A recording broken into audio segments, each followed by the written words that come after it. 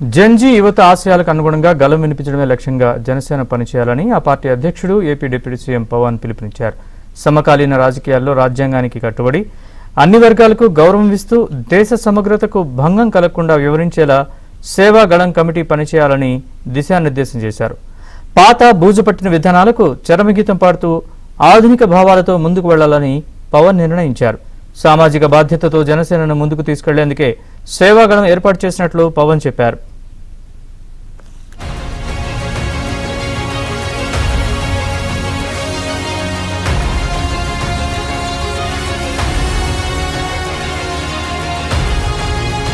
సమకాలీన రాజకీయాల్లో రాజ్యాంగానికి కట్టుబడి అన్ని వర్గాలకు గౌరవం ఇస్తూ దేశ సమగ్రతకు భంగం కలగకుండా వివరించేలా సేవా గళం కమిటీ పనిచేయాలని దిశానిర్దేశం చేశారు.